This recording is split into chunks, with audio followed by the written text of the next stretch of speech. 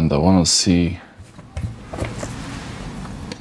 based on this, where everything is.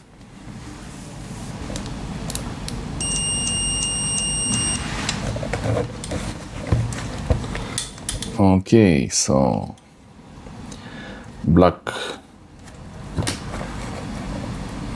should be the last one from the left here, because it starts with plus 5 volts, minus digital, plus digital, minus 5 volts.